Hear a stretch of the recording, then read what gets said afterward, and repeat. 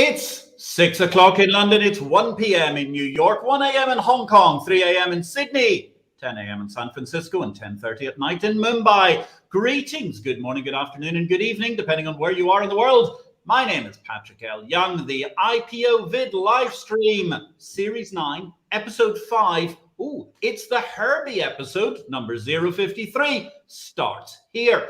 And what an exciting week it's been in markets. And actually, let me start on a personal note and devote this whole segment to something relating to me. Valerium. I mentioned a few weeks ago that it was now Valerium PLC, having dropped the blockchain from its name. But we are indeed still a tech-dominated company, as you could read in Wired magazine just last week. And of course, then was our wonderful news on Friday and Monday. We've got the money. And better still, ladies and gentlemen, we've got the deal. We're buying 90% of the Gibraltar Stock Exchange.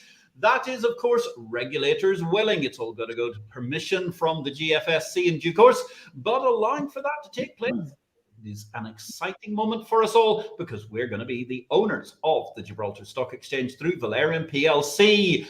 All this and more, much more, has been already covered in the Bourse Business Digest in greater detail. Exchange Invest, the daily water cooler of the exchange business. If you'd like to try a free trial, send us an email or hit me up on whatever social media you're watching this stream today. Welcome to everybody who is there in the audience from Facebook, from YouTube, and indeed, of course, LinkedIn. Send us a little bit of love, please. Give us a compliment in the appropriate button. And in fact, drop us a comment, ask us a question, because this evening, ladies and gentlemen, we have got two fantastic guests, two diverse tech Musketeers, Julia Streets and Eliza Filby. Julia Streets is the incomparable founder and CEO of Streets Consulting. She was formerly Global Head of MarComms at New York Stock Exchange. That was NYSE Technologies. And previous to that, Instinet Europe. Julia is also a host of DiverCity Podcast. She, apart from that series, is a mentor, an MC, a speaker, and I have to say, a jolly good stand-up comic, making her the second stand-up comedian we've had on this show, of course, after Dominic Frisby, who was waxing lyrical about Bitcoin about 40 shows ago. Dr. Eliza Filby is a writer, speaker, and consultant specializing in generational intelligence. She helps companies and services understand generational shifts within politics, society, and the workplace. Her work has ranged from, well, an eclectic range of different clients, all the way from Vice Media to the royal household. Presumably not difficult to tell the difference between those two gigs. Eliza is the author of Fueling Gender Diversity, Unlocking the Next Generation Workplace, and Mind the Gap, Managing a Multi-Generational Workforce in a Post-Pandemic Age. And she recently launched her own podcast, It's All Relative. Well, ladies, greetings. Gosh, where do we start from there? Something about a post-pandemic world. Gosh, well, they kept that very quiet, the idea there was a pandemic going on, didn't they? Julia, where in the world are you today?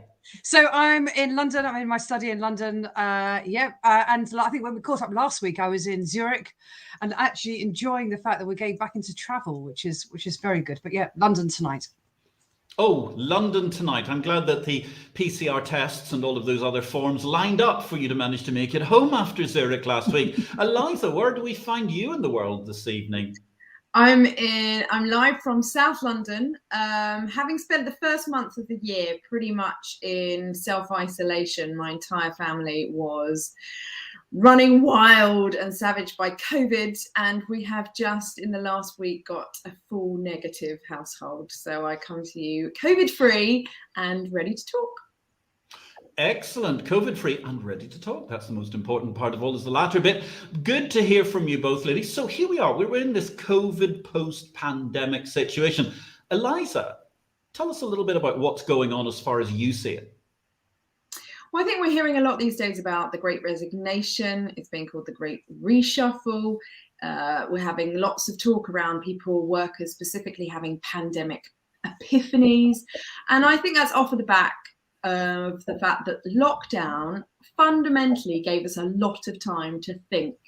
maybe it was a pressured and a stressful time to think, but I think the lockdown process and experience has fundamentally genuinely reordered our relationship with our homes and how we want to spend time within them, where we want to work within them, obviously. It's changed our relationship with time and where work, hobbies, family, health, mental and physical fit within that 24-hour day. It's changed our relationship with our families. I think how we spend time with them, how we're present with them, and how we fit it around our work. And it's changed our relationship with our health, and I think holistic understanding of health, both mental and physical. And ultimately now we're seeing, I think, the real growing pains of a new relationship between work and life. And I think that at the moment the power rests very much in the hands of the employees, and I'm talking obviously about white collar workers rather than blue collar workers. There's a real divide there, obviously those that are able to remote and those that can't. But I think within the white collar contingent, I think there's a deep conversation that's going to take about 5 years, by the way, to ferment and get clarity on. But I think we're seeing a real shake up in how people work, where people work, what they get paid, and what work they do. And obviously this is in line with changes that were happening already, but were accelerated by the pandemic, and will be accelerated further, by the way, when AI and technology as a whole really seeks to adapt and shape the future of work. Well, there's a good canvas to manage to occupy the next couple of days. We'll be here until about Wednesday afternoon, probably, at this rate. It's fabulous, Eliza. Thank you very much. That was definitely a macro view par excellence. So, Julia, actually, let's turn this around a bit. I mean, you actually run a team, and you are naturally somewhat distributed in your workplace from the very foundation of Streets, right? That's right. So this is our 15th year of doing business. And 15 years ago, I set up an entirely virtual business model. We have teams all over the UK and also internationally as well. And I've just always believed that you don't need to be in a physical space to do the job you need to do. And what's much more important is that you focus on the work that needs to get done. And technology is a great enabler. So for us, it's been actually very interesting going through the pandemic. We grew 30% because we're just used to working on a distributed basis. And it's proved at the moment we've got a lot of interest, and we're hiring. There's got a lot of interest of people coming in just going, well, actually, to Liza's point, I don't think I want to work in a traditional structure anymore. It appeals to have an organization that understands culturally how to work well in a distributed basis. So it's an interesting time for us. But I think the whole point about the Great Resignation is one that we can't ignore. And I think we're right on the point of organizations almost insisting that people come back into the workspaces and managing a hybrid model of 2 days a week out, 3 days a week in, or some variation like that. But also it adds some interesting questions about leadership. And we have a generation of leaders who are used to stepping out of corner offices, looking at all the people within their domain on the floor in a glass and steel building, who are now having to manage and lead in a very different way, which is fascinating. Mm-hmm. Yes, it's quite interesting, and certainly it's been quite fascinating to see who can manage an outbreak of leadership during the time that we're here. Let me just say, first of all, good evening to the first 3 folks who've put their heads above the parapet with a message this evening. It is a delight to hear from you. Hello, Marcus Ward. Hello, Simon Huckle. And hello, Les Calvert. Great to have you all watching this evening. If you'd like to ask anything, do not hesitate to positive comment or question to whoever you might wish to this evening. So, Eliza, looking at what you're talking about, and obviously it's very interesting because Julia's got this already distributed workforce. How do you see the shift at the moment? And particularly we're thinking, of course, about financial businesses. How do they manage to cope with this sudden demand of lots of people who want to work from home? I think, well, there's a number of things there. I think anyone that tells you they've got an absolute answer and a concrete resolution to this problem is lying. I think at the moment, the power is very much in the hands of the employees, because they have acquired over the course of lockdown this amazing autonomy and they are loath to give it away. And I read an interesting stat yesterday that the majority of people see flexible working and the ability to have a control over their timetable as tantamount to a 10% pay rise. That's how much people are now valuing flexible working. And it used to be, of course, something that perhaps, a mother of a preschool child would have an awkward conversation around. They can't do sort of a late Tuesday or Thursday because they have to do school drop-off. Pandemic completely turned those awkward conversations on the head, because now people are expecting flexibility. And actually organizations and companies like Julia's, of course, have almost kind of ahead of the game, because they have those systems in place, that management culture already there. They know, they're comfortable in that. So people that are expecting flexibility are wanting to go to companies, not just as suddenly embracing it, but ones that actually have already been doing it and have been doing it for a long time. So I think what you're going to see is, really this war, power struggle between employers and employees, because I think employers and leaders in particular see the value of the office and being together in one place as a higher priority than actually employees do. And actually having a fully remote company does bring to the floor for certain challenges. I don't think at the moment we have a particularly good system of remote working, flexible working, because quite often you'll see people going to the office these days and they're sitting in offices with headphones on, speaking to people who are working remotely from home. So, it's not really, those going to the office are not really getting that social engagement, social capital, connection, creativity and spark that perhaps they once did. So I think the future of remote flexible working actually is not this kind of one policy fits all, is actually about creating flexibility and autonomy and responsibility within small teams. And actually the leaders within those small teams creating a culture where it's about responsibility to others rather than just the autonomy of the self. Because I think it's really important that we recognize that flexibility goes both ways. And if we are to inculcate a culture of flexibility for the future, where people have greater control over their time and where they work, it is also about recognizing what obligations they have to their teams and also what obligations they have to their company, as to basically that's how you create a loyalty and that's how you create that sense of belonging, which I really fear is going to be lost if people aren't turning up to the office and fully working remote. Very interesting. So, Julia, that goes to more or less the crux of what you've been doing over the course of the last 10 years. I don't want to talk just about your business, but it is very interesting to compare notes, because obviously you have somehow or other managed to turn it into the idea that, well, where companies all have away days to go and bond with each other, you presumably have in days somewhere in order to manage to get to know each other better. But how do you manage to do that? How do you get people to be loyal to the company? Well, I think the first thing is to think about two really key elements. One of them is about autonomy and hiring well and hiring people who really understand that with the freedom and flexibility comes also accountability and professionalism. So therefore, you can have a very flexible working life, but be under no illusion that the quality of the work must remain high. And there's no compromise about that, by the way. There's no compromise on that whatsoever. And so actually that gets embedded very, very quickly in terms of how people hand work to each other, their accountability, not only for themselves. And I love Liza's comments there about yourself, your team, your organization. But then also the other part is the leadership. And the leadership that understands that the power of strong communication, two-way communication, and expectation setting, which are terms that every leader will have in their playbook.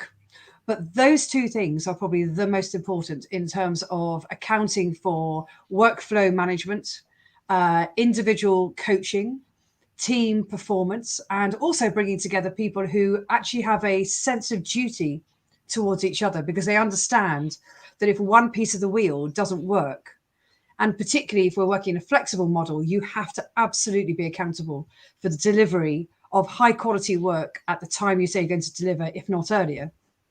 And there's one other thing, which is actually the ability to raise flags early. Red flags early is something we pay a lot of time and heed to, because then things can get sorted out further down the line. It's the last minute panic when somebody turns in work very late at night. It's got to be picked up the next morning, and actually there are some issues around it. Those are kind of really key to the communication and leadership. Very interesting. And let me just say on an aside, thank you very much, Bob. Paul, good evening, good afternoon, Bob. It's lovely to see you watching us today. Greetings. And he's saying good evening to Patrick, Julia, and Eliza. It's fascinating, isn't it, Julia, when you're talking about that, you say the responsibility to your colleagues, etc. Do you find that as a result of remote working, that your staff actually end up working longer? Because I've heard this is like an issue. A lot of people have said, oh, we end up working much, much longer because we're sitting at home. Well, we do pay a lot of attention to how do you switch off, actually. That's very, if you were to join my organization on day one, you and I would have a call, the very, very first call on your first day, where I will talk about the importance of switching off as much as being accountable and communicating well, for that very reason, because otherwise we become completely absorbed and it never stops. So actually, from my point of view, I don't really mind when people work. There is some bulk of work that has to be done during the working day, and there's usually a kind of 8 till 6, 8 till 7 kind of margin around that, because we have clients in Singapore and San Francisco. So you've got to have a degree of flexibility around that. But other people happily will turn in research work. We've got one member of the team who will turn in work at 2 o'clock in the morning, which worried me deeply. But then her pushback was, it is the perfect time for me to work, partly because she's from Brazil. So she's very much a night owl. And the second thing is she has a young family. And she said, that's the time when I can do great work at that time of the night, uninterrupted. And I'm very happy to be turning it in at that time. So I have to become comfortable with that, because it was worrying me. But it is important that people set parameters of when they're available, when they're not available, but with a degree of flexibility. Occasional exceptions as well really matter. So that brings me, Eliza, carry on. I was just going to say, I think there's a real challenge for the financial services industry, and particularly big companies, because just trying to control that, that very example that Julia's just cited there about, knowing the uniqueness of that Brazilian lady's circumstance and understanding that that's when she's most likely to produce the best work. It's just very difficult to replicate that intimacy at a bigger corporation. And I think within bigger organizations, particularly financial services, there's almost a kind of leaning towards blanket policies on flexible working, which are inherently, by that very definition, inflexible. And actually, I think if you're talking about the generation coming through the workforce now, your new recruits, your Gen Zers, so those in their early 20s, they're so used, whether it's through their phone or through education or even through the parenting they've experienced, a level of personalization and individualism and understanding of their circumstance, that therefore when they go into the workplace, they are just going to expect that slightly tailored package. Now, obviously, belonging to a big organization requires you to adapt and amend and understand that. But I do think that engaging people and their specific circumstances is the future of work, because as we've seen, technology enables work to enter the home. So I think actually we need to equal that out by saying the home much more, and people's domestic circumstances need to enter and be understood in the workplace. And just one final thing, I did work for a company not long ago who had 70% of their recruits hired during the pandemic. And their major challenge was to create a sense of unity, collaboration, responsibility, and sense of belonging. And a lot of them were incredibly young as well, and had a really productive pandemic, but a one in which many of them were not working from home, they were working from bed. They were working in a shared household with no desks and very little facilities. And so it was about actually almost teaching them what work, how it should be done, what work-life balance was, because they were just starting from that experience of the pandemic. And I think actually a lot of companies are having to actually retrain their employees as to what work-life balance means in the flexible age. Very interesting. So you have that case of work-life balance. Okay, you have to address that. I'm actually interested. There was one thing you said, which is you went straight through and you said the Great Resignation, it's a thing. Now, I don't disagree with you. It has been a huge thing, I think, across Main Street. But isn't it interesting that actually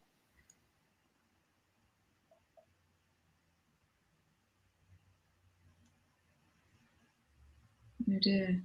I was going to say, I think Patrick's... We're having difficulties connecting with you at the moment, and I'm going to move to the emergency something. Has the light got the power gone or something? I think we've just had a slight problem.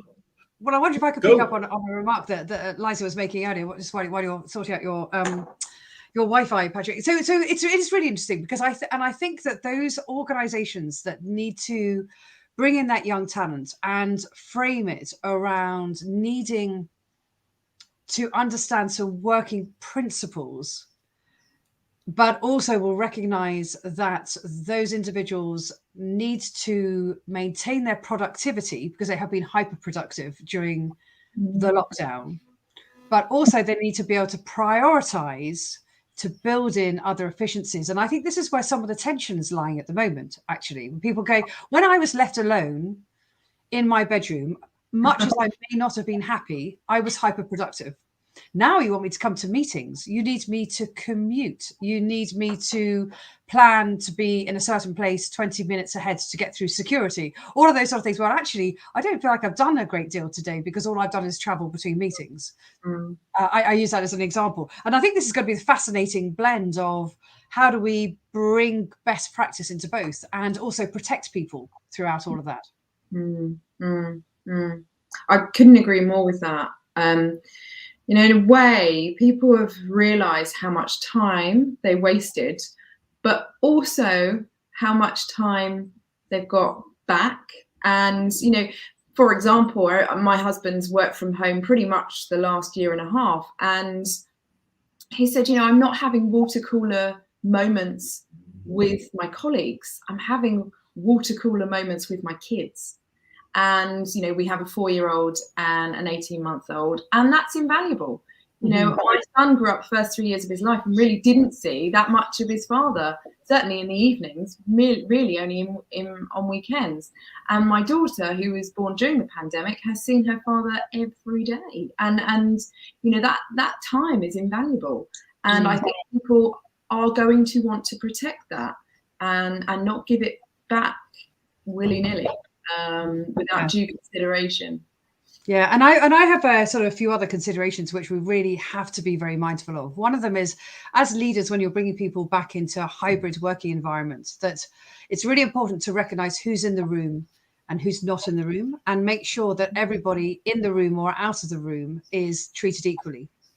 So we're hearing stories about actually the number of women leaving the workplace is increasing quite considerably, and also that those from an ethnic minority representation and background are also being disadvantaged. Now, for some reasons, they may well not be able to be in the office because of being at risk, actually, of catching COVID. That has changed a little as vaccinations have increased, but there's certainly some areas of society that are not happy to be vaccinated, and therefore in the organisation, people have very strong opinions about whether you should be vaccinated and in the office. But actually, just in terms of just recognising who's in the room and who's not in the room, and not disadvantaging those who actually are probably incredibly talented, hyper-productive, exceptionally good at what they do, but just not necessarily under our noses at any given moments when key decisions are made. And I am concerned that actually a lot of this is putting back some of the great work around the female workforce, and also some of the the ethnic minority representation in our workplaces. You're so right. And actually, if you look at all the data, the demographic that most wants to work from home are working mothers. And that's the demographic that is most disadvantaged at that point in their career. And you do worry that a culture of presenteeism will prevail. And those, not just that are in the meetings when the big decisions are made, but are able to go to the pub afterwards, or catch sandwich with their boss or their mentor, and just have those kind of casual interactions that are so important in building rapport or building understanding of what each other does or their contribution. And that inevitably leads in 5 years' time to a diversity crisis that we've spent 20 years trying to alleviate and improve, where the ones that are getting the promotion are the ones that are in the office, and invariably those are the young white males. And I wonder if I could just return to the point about why all this matters, by the way, because naturally some people watching might just go, well, that's just life, isn't it? That's, it's socially important we have diversity and inclusion, but actually does it really matter? And the reality is that when we think about the organizations that are going to succeed and really thrive through this kind of return to work hopefully coming out of pandemic reality, is that the ones who appreciate that the diversity inclusion makes a considerable commercial return. Right. Performance is better when you have diversity at the table, and performance is better not only in terms of the products and services you create, because you must have diverse brains around creating products and services, but also in extending and unlocking access to capital, access to investment, access to consumers. So those organizations who get this right now will shoot ahead. We're already seeing it, actually. Those enlightened leaders who get this joke are off. If I look at the world of fintech, there are some organizations who are completely all over this. And there are other organizations who are insisting upon some of these more traditional practices, and who are disadvantaging some people not in the room, and also thinking about, how do they manage their teams, who actually are already getting behind the curve. And this is about acceleration. Everybody's on their diversity inclusion journey. The question is, how far behind are you falling as we go through this pivotal moment right now? Exactly. And also about attracting the right young talent as well, and the best young talent. Not only are they have grown up in a diverse and inclusive world, that they want that reflected in their workplace, but also they are prioritizing flexible working arrangements, and if they don't see it or have to fight for it, they're not going to apply to your organization. Yeah. And one thing I'm really excited by, and I can't use the word age while we bring Patrick back on, but the age is really important. So we've talked naturally and understandably with a mind to young talent. But, we have 5 generations working in financial services today. And I think there's a really interesting bit, which doesn't get talked about nearly enough, which is how do we get those 5 generations to blend, learn from each other? We don't have enough people who understand business principles and leadership principles, etc., and the experience of having lived through many financial crises, but also in terms of retraining and reskilling as well. But sorry, Patrick, forgive me. We've got a little bit carried away, actually. This is wonderful. No, this is absolutely terrific. I really appreciate it. We got a message while I was offline. I'm sorry. We have Gale Force Winds this evening in Valletta, and they obviously took the internet out. It's great to see #Women on It hacking the future was the message we were given just while I was off air. And I think that's absolutely fair. Well done, ladies. You rock. Thank you for carrying the conversation. Eliza. Well, I was just going to say what Julia said was so important about perhaps people sitting at home going, oh, I'm already bored of the debate about flexible working. And I have some sympathy with that, because I'm very much at the coalface of talking to organisations and getting a sense of how they are dealing with this and what they perceive the future to be. But I think we cannot underestimate, I do really believe this as a historian, I am used to thinking in centuries, not decades, okay, that this is the most important shift in the history of work since the Second World War. And it is going to lead to, sadly, a greater divide within the workforce between those that can work remotely and flexibly and those that can't. We saw that pronounced in the pandemic, and that will continue, I think. I think it will lead to an acceleration of AI and robotics within the workplace and automation more generally.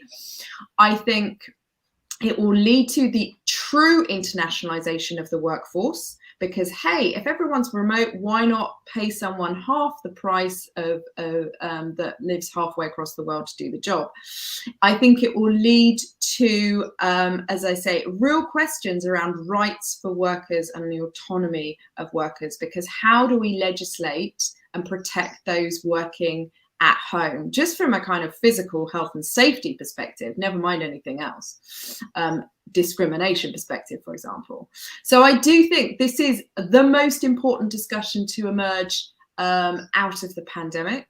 I think you're seeing, as Julia brilliantly reflected upon, a lot of older people just going, don't want anything to do with this. This is a disruption that I don't want to have to kind of be involved in the next 5 years. And actually the greatest kind of resignation we have seen has been actually in the over 65s. And it's true, in the last 10 years, we've seen growing numbers of those working older, sometimes out of want, sometimes out of need. But actually a lot of baby boomers actually retired during the pandemic. So I think, Julia, this is what I spend most of my day doing, talking about and helping companies with, is trying to blend the generations and talk about the challenges, the very real challenges and difficulties of that multi-generational workforce, and trying to bridge that gap. I could talk to you for an hour, hours, literally hours, but I won't. But yes, that's absolutely what I do, because actually it's the last acceptable discrimination in the workplace, which is ageism, and it goes both ways. And I see it on, those microaggressions across the board, and it's something that is seen as socially acceptable, but actually incredibly corrosive for workplace culture. So, I mean, I think that's a brilliant point. Apart from anything else, you're now my mother's new heroine, because she feels quite badly done by ageism as she tries to book a tennis court every week for one of her 3 weekly games.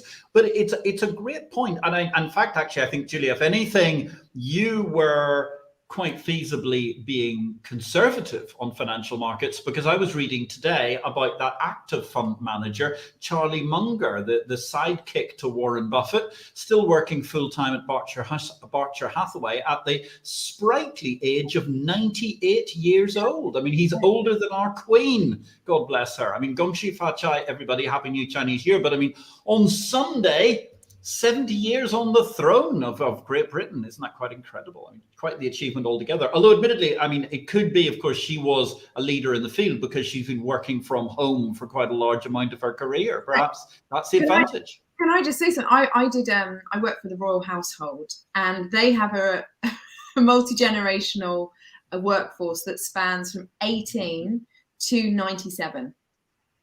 So I think that's 6 generations. I never did the calculation. Yeah. But it's extraordinary. It's extraordinary.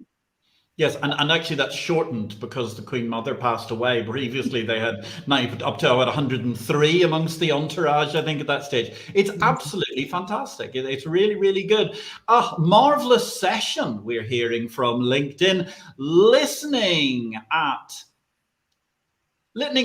this end, one middle-aged man and his 14-year-old daughter. Bookends. Well, it's a funny name for a daughter, but bookends. I'm glad to hear that you're watching this evening. Sorry, that was a terrible joke. That was terrible. Very, very low-hanging fruit. That's bad.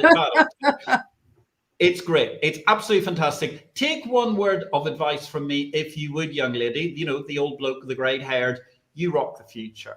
You listen to your dad and you go out and do it, just like these ladies are doing. Wednesday night, PhD. There's actually a live stream for you, presented by my brilliant wife. You can catch it on LinkedIn and YouTube as well. So, absolutely fantastic. We've got multiple generations here watching us this evening. That's absolutely fabulous altogether. But it is interesting, actually. Oh, that's Mark Wheatley who was addressing us this evening from LinkedIn. Hello, Mark. It's lovely to hear from you again. Lovely to hear from your daughter too. Now, how do we manage to cope with this ageism thing in an era of hybrid working, progressive working, and the possibility? I mean, who's actually? I don't want to start a race to the bottom here, but who are more invisible? Are we finding that, for example, women who work from home are more invisible, or older people, or how do we solve these issues? Eliza. So who's more invisible? I think it sounds like a game show. I think in the workplace, I do think, particularly because of the infiltration of technology in the last 10 years, there's an emphasis on young talent, because you've got a generation coming into the workforce who the technology in the palm of their hand is more sophisticated quite often than technology they're using in the workplace. And those technical skills aren't something they learn in the workplace, but quite often come to the workplace with. That wasn't always historically the case. Quite often you went to work to be trained rather than turn up with those skills. However, I think older people are being discriminated against, and I would say particularly older women. And I think it's fantastic and very encouraging that you've seen over the last sort of decade and a half, more and more older workers continuing to stay in the workplace. But I don't think they're being used effectively, and they're certainly not being educated and upskilled in the way that they should be. I think there's a tendency within organizations to kind of do the training at the beginning and maybe at the middle if you're, kind of standout leader, but kind of just by 40 expected to kind of get on with it and know what you're doing. And I think we're talking about moving into an era where, because of automation, because of people working longer, we need to be talking about lifelong learning in the workplace and constantly having that opportunity to be reskilling in order to compete with machines, obviously, but also just to keep people fresh. I mean, I love what Julia was saying about needing that experience and that memory within your organization. And I remember working with a tech company that they realized that the average age in the tech company was 28. So they actively went out to employ people in their 40s that could remember the first .com bust.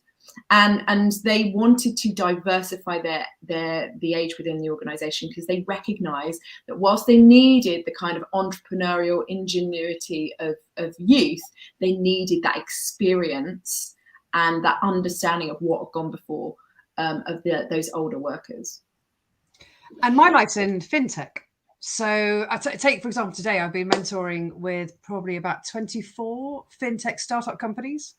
And what's fascinating is, first of all, fintech entrepreneurs don't tend to be in their 20s. They actually tend to be in about their 30s and 40s, because they've worked in the financial services in some, whether it's payments or whether it's a capital markets or treasury or custody or whatever that's going to be. And they realize that there are working models upon which financial services technology can be applied to make it more efficient. So what is fascinating there is you're seeing these entrepreneurs come through who are young, entrepreneurially minded, energetic side of 40, say early 40s, but who recognize you need the domain experience. You need to have people who have been kicking around these particular aspects of financial services, this weird and wonderful world we inhabit, in order to understand how post-trade clearing works, to understand, how transaction management works, asset allocations. I could just keep going on margining. I mean, just imagine. And we do need to have that experience in the industry that is then having to align with the middle tier, the kind of early 40s, late 30s, early 40s, who are going, I'm going to go and build this business and drive this business, that is also combining with the young digital talent that is going to basically empower the business. And what's fascinating there is that why not get that model to just twist a little and get technical digital domain experts developed within your organization, and also get domain experts who become inherently digital by learning from the other sides of the organization. And I think that's really exciting. Yeah, I call it the bold generation, actually, which I'm a member of. It's the born analog, live digital, which I discussed in my book, Victory or Death, because there's something to that. I mean, we didn't have computers until we were essentially into double figures. And it's quite fascinating to see how that changed. I think also it has to be said that a huge amount of our audience is suddenly really excited. You said words like margin and collateral and retail. And they all whoa, yeah, that's our language. Somebody speaking to us at last year. The first time we we would half an hour of all this interesting newfangled stuff like women and diversity and all of those sorts of things and ages. I mean, now suddenly, we've got Robert Brown. So Julia, connect with us. LinkedIn, thank you. Great to hear from you, Robert. Great to hear from Charlie Asks as well. Thank you very much for all your comments. Thank you, Mazavashkevich, for checking in. And it's really, really interesting, isn't it? How you need that experience in order to really maximize what's going on. Right. And also, no, go ahead. I just want to jump in with one very, very quick thing, which is, and that's where low code is really empowering, because you've got leaders with great domain expertise who don't necessarily need to know how the technology is built, but can apply frameworks in order to drive digital transformation. And that's one area that I would pay a lot of attention to. Really, really exciting around that. It's super exciting, isn't it? I mean, the whole low code, no code marketplace is incredible, because essentially, as long as you can use a keyboard and think. I'm lost. I have no idea what you're talking about. Well, that's the problem when you're dealing with old people like us. We've ended up having to stop coding properly and use low code, no code to make up for the age difference. It sounds like a dance. Well, actually, I can quickly explain. So it's the idea is that you're building tech. Think of it like Lego bricks. So rather than having to build a platform, enterprise platform that is empowering your trading, for example, you don't have to go back to the coding and the programming. You actually essentially take a building like a Lego block that is already built. So that's on low code, or better still, there is no code required. And then you put the blocks together, and then you could add your functionality and your own requirements over the top. So you can build faster with confidence, but also the data all flows between them. And I won't even get into APIs, Liza. That's another conversation for another day. You look forward to that one. Yes, absolutely. Well, we haven't even hit the watershed threshold, I'm sure, in many jurisdictions where we're being watched before you can start showing us your APIs at this stage, Julia. Well, we're talking with two diverse tech musketeers at this juncture, and a quite interesting discussion as we launch into low code, no code. Actually, there was a very good discussion on low code, no code amongst many of the guests on PhD, my wife's show on a Wednesday. So you can catch that if you go Google Woman on It on YouTube. You'll certainly be able to find it quite easily, where she was talking to Fibery, which is a fabulous low-code, no-code work environment. Just one of many things. It's so powerful. And it is great because anybody, if you can use Lego bricks, if you can use a keyboard, you can drag and drop your way to absolutely awesome amounts of processing power, which was not available to those of us who started, born analog, and the first time we saw digital, it was a Sinclair ZX81 or something. It's quite incredible. So that's quite amazing. And in fact, we have a comment precisely on that. Yes, you need to watch the Woman on It low code, no code live stream with the fabulous Paulina from Fibery. I do believe my wife is watching this show, ladies and gentlemen. Gosh, that's very good news. So as we work our way through this excellent day of Chinese New Year, Eliza, what? Well, I was just going to comment on something you said about being born analog but live digital. And I think that's great to appreciate that. And I think that you are able, I'd call you a bridger, because you're effectively, hopefully, therefore capable of managing the analogs in your business and the digital natives in your business. And actually, I think when we're talking about just to get back to the ageism point, a fundamental challenge of leadership, which is about empathy. Can you understand and empathize and comprehend someone that has lived in a different time? Because I know that essentially there is a truth to all of this, which is we are all a product of our time. We may not fit within those nice, cozy, general generational kind of synopses that you see on those infographics, but ultimately we are all a product of our time. I was first I first joined Facebook in 2015, which is really, really late. I look at my sister, just 5-6 years younger, and her use of social media, her knowledge of social media is just so much more inherent and central actually to also who she is. So I think that it's just understanding we are all a product of our time is really important and actually really hard, because understanding what events, how they shape them, even this pandemic, it was an age discriminate disease that affected the different generations very differently. And how can you as a leader really empathize and understand and bridge that gap of time, and not make assumptions, but understand as individuals, we are all a product of our time. And that's a real challenge and requires a lot of empathy and a lot of externalization. Julia? Nothing to add really, but I think that's absolutely right, which is just understanding where people come from. And I think Eliza used the real watchword, which is belonging. And if you want to belong in an organization needs to understand what shapes you, past, present, and also what is going to shape your future, and therefore the role that they play in it. But also, how do we all turn up, and how do we belong and hang together? I mean, do you think, Julia, that financial services in particular have got a real problem with belonging, particularly with young people, particularly post-pandemic? Well, I think it's got a massive problem, full stop, actually. I think that its ability to connect with young people as a career path is diminishing significantly. You think about some of that digital talent we were talking about, actually, do I want to go? Okay, so you may not want to go and work for a Facebook.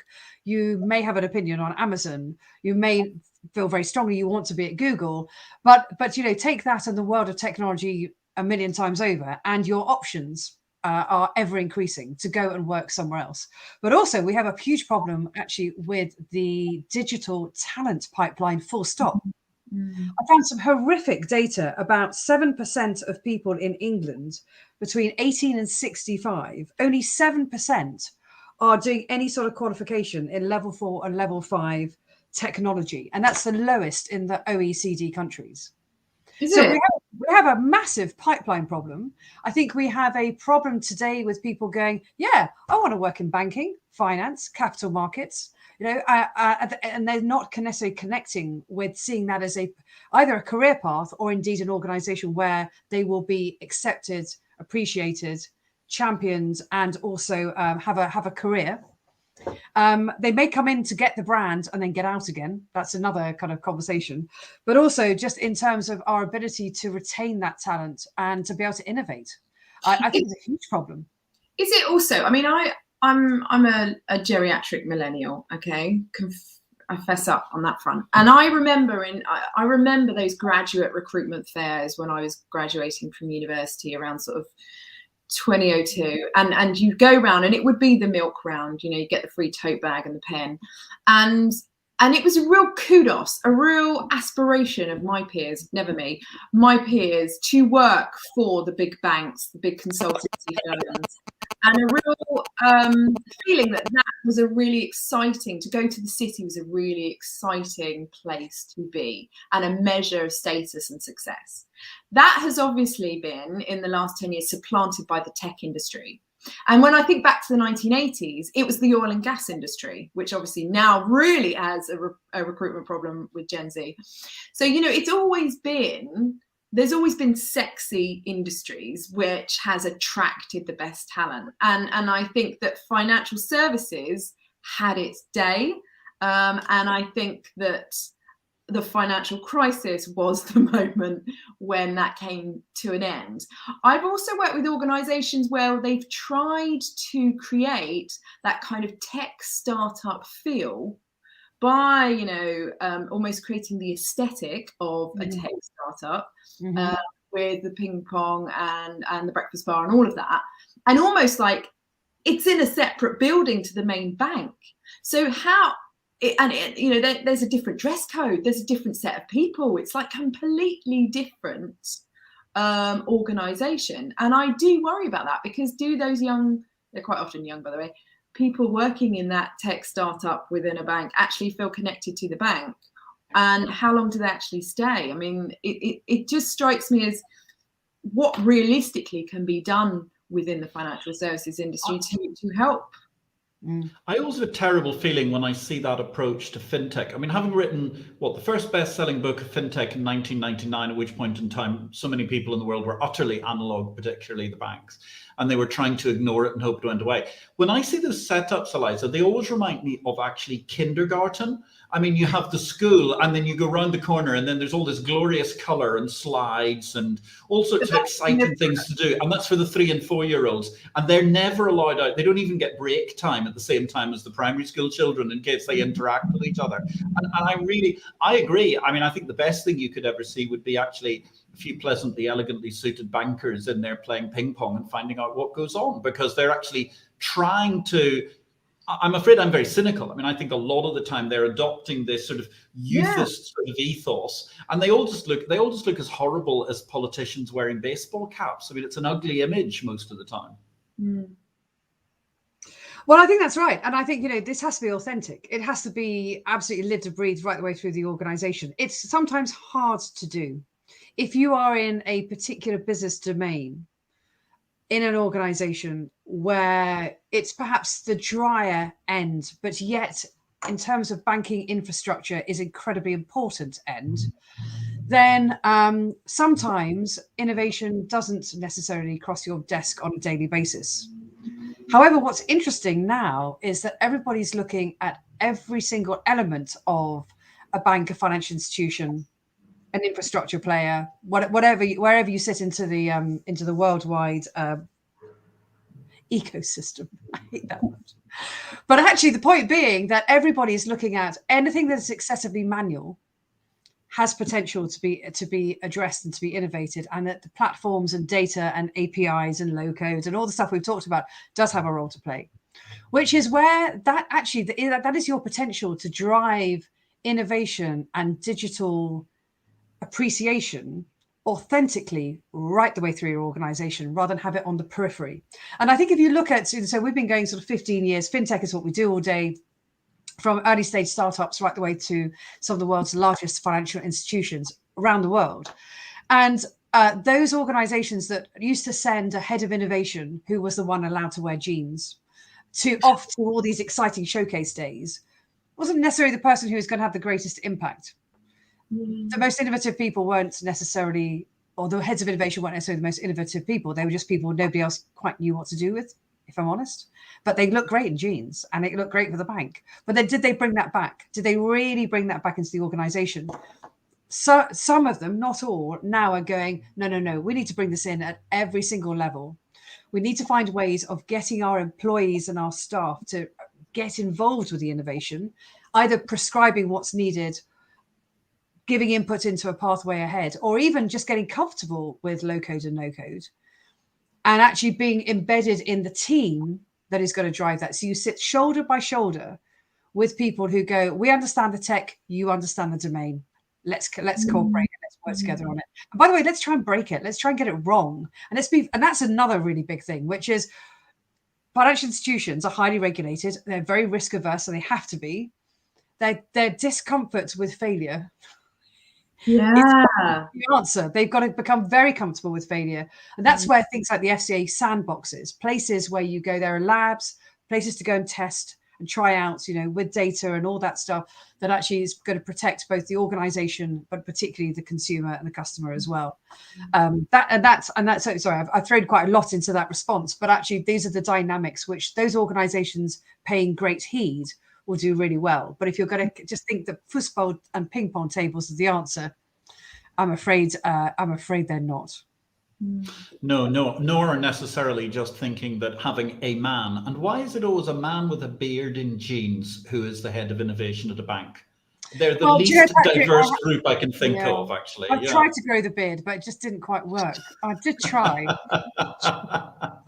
But it's true. I mean, it's always hilarious. It's always a man. It's always a bloke in jeans with a beard, and he always says, "I'm the innovation officer," which I also thought in itself was a slightly curious thing. Did the banks get like a sort of a 12-pack of them and just divide them up one afternoon in the graduate milk round? I was going to say that's a really important point, though, because I think there's a certain uniform. Whether it's a beard, jeans, or whether it's braces and a pinstripe suit, which are associated with certain professions and even certain roles within that profession, and that it speaks to the tribe, the work tribe you belong to. And I think actually my generation and the generation after us are having a very different conversation around work, and it's about being authentic and a sense of fulfillment around work, and that you are defining work rather than work defines you. Now, there was a very famous article written a couple of years ago about millennial burnout, and it was chiefly built around this idea that we're the generation that we're told, go to university, get a stable job, and you will be, this pathway into stable middle class professional life will be open to you. Now, that promise has obviously been found wanton for all sorts of reasons. Stagnation of wages, rising house prices, rising childcare prices, all of that. And in many ways, we are disadvantaged in a way that our parents never were. But the knock-on effect of all of that is because that promise failed, our conversation around work and how it defines us and how it is such a large part of our day is fundamentally changing. And that conversation has been intensified, of course, by the pandemic. And I think you're seeing it on, obviously, the anti-work movement on Reddit. We are and have been since the 1980s in a work environment where all of the security and a lot of the perks and privileges of a professional job have been eroded. And the expectations of the worker have been increased, particularly through technology. And I think we're starting to actually question that in a really big and important way. And that's about being ourselves at work, but it's also about the kind of work people want to do, how they want to do it, and how much time and how much money they want to be paid for it. Now, Eliza, I want to ask you one question, actually, because it's something that flows from, I know Cindy Gallop talks about this a lot of the time, where she says, well, bear in mind the fact that in America, I think for the last 10 years, 50% of the decision makers for buying new cars are actually women. And you raised a great conversation we were talking about the other day, because we've talked about ageism, we've talked about diversity, and yet the reality is power, financial power, is moving into the hands of diverse groups, and particularly women, is it not? Yes, I mean, I think we hear a lot about these days the great wealth transfer, that transfer of wealth from chiefly baby boomers to millennials. But actually, before it goes to the kids, it goes to the wife. Quite often the wife, because they are outliving their husbands, and it's the part of life's journey where women absolutely are the benefactor. So by 2025 in the UK, 60% of the nation's wealth will be in female hands. So you've got a cohort of women who will be the real power brokers in society. Now, I've just finished a big project with Schroders. The report came out this week, interviewing these women, trying to decide what and how they're thinking about money and this inheritance and what they want to do with it, and how they want the financial services industry to engage with them and help them, and of course educate them as well, because a lot of these women in their 70s, I think, were the generation that perhaps gave up work and certainly surrendered the big financial decisions to their husbands. So a lot of them felt really insecure around money, investments, and were starting and desiring in their later years to take charge of that money, and really, I think, wanted better education on how to invest it and how to spend it. And I also think we're talking about the next generation of women in their 50s, who had perhaps more of them went to university, they're better educated, they're not as rich as the baby boomers, but they have made their own money. And actually, women in their 50s are the biggest spenders, much more than men, on luxury purchases. 80% of luxury travel purchases in the US are made by women in their 50s. They are the big spenders, the credit card generation, but also they are, I think, have had that crucial period in their lives before perhaps they got married and had kids, where they were financially independent. And they're the first generation of women, by the way, to do that. So I think you're going to see in the next 10 years real transformations around who owns the money, who's making the big financial decisions, and crucially, in an inheritance economy, who's inheriting the money. And it's primarily women. Yeah, and you're talking about, what was it, 65% of wealth is going to be in the hands of women in the course of the next 10 years, according to that Schroders report. Absolutely fascinating. Now, ladies, we're running short on time, so therefore it's the time to ask you the big question. Where do you see the revolution, whether that's the capital market revolution or something else entirely revolutionary, going next? Let me start with Eliza. Gosh, I actually am really worried about the role of social media and influencers on investments and financial advice when it comes to young people. And so I really want good, verified education and information out there for young people when it comes to investments. Wow. Very profound stuff. Julia, are you going to tell us that you've just started your TikTok channel, or where do you see the revolution going next? Well, actually, do you know, I'm spending quite a lot of time, not masses of time, but more than I imagined I would, looking at the metaverse. And I think about, we've talked about demographics. We've talked about a generation that is going to be empowered financially, but also that isn't being able to spend the way that we have spent in the history, in terms of recent history, and is looking at ways to own investments in universes where actually nothing is physical. And if I look at the role of non-fungible tokens, NFTs, look at digital assets, look at cryptocurrencies, look at metaverses where people have got basic avatars and people are now spending to dress avatars, people are investing in property in virtual communities, that actually that's where I think capital markets will take us potentially in the future. I think that's absolutely fascinating, really fascinating. And of course, bear in mind the fact that in Second Life, within 6 months of it starting up, it had, I think, no fewer than 23 different stock exchanges, which was quite an exciting round of mergers and acquisitions subsequently took place in the early metaverse. Yes. Look at Crypto Island. Now, whether you believe Island, it, it's good or bad, it's just very, very interesting. So I think actually, and John has just put the point in there about young people do need education investments. I completely agree with that. Absolutely. Can I just add something? One of the things that I think is going to be a growth industry is death, and particularly the monetizing the data of the dead. Because, I mean, you've already got a demographic. This is quite a macabre statement here, but, you know, we've got the fastest growing demographic is on Facebook. It's baby boomers on Facebook. And it's estimated by 2050, the profiles of the dead will outnumber the living on Facebook. So what happens to all that data? Is it monetized? And as we know, we've got an aging society, an aging society that is on social media documenting their lives. And obviously more and more people younger down the generational chain documenting their lives. So what happens to that data when people die? Who's in control of it, and can it be monetized? I think Zuckerberg is about to become a CEO of a mass graveyard, and it just so happens that meta means death in Hebrew. So there's a kind of synergy and sense to it.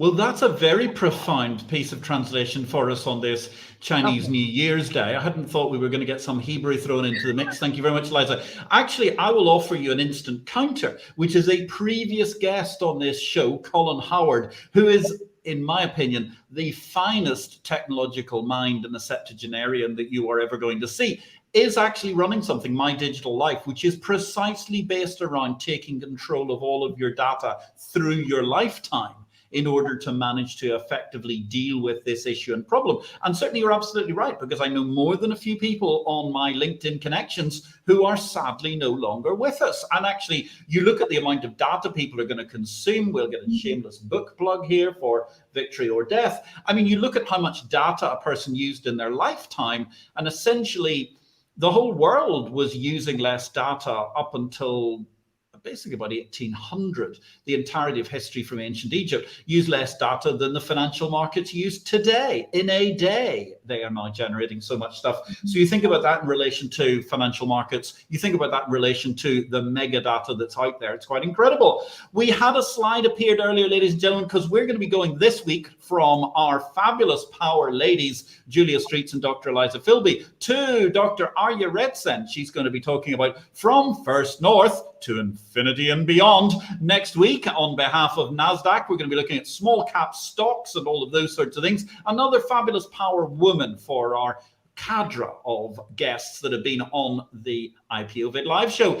It only remains for me to say, well, a huge thank you to our very, very engaging guests, Julia Street and Dr. Eliza Filby. Thank you also for actually presenting the show for a few minutes when the Malta storms got the better of us during the course of the evening. You're an absolute pro, Julia, as always. Thank you so much. I actually have to say, well, the comment that really gripped me, I loved it, Eliza, when you said just earlier on about the 10-minute mark, anybody who tells us they know the answer to the ultimate question of working from home is lying.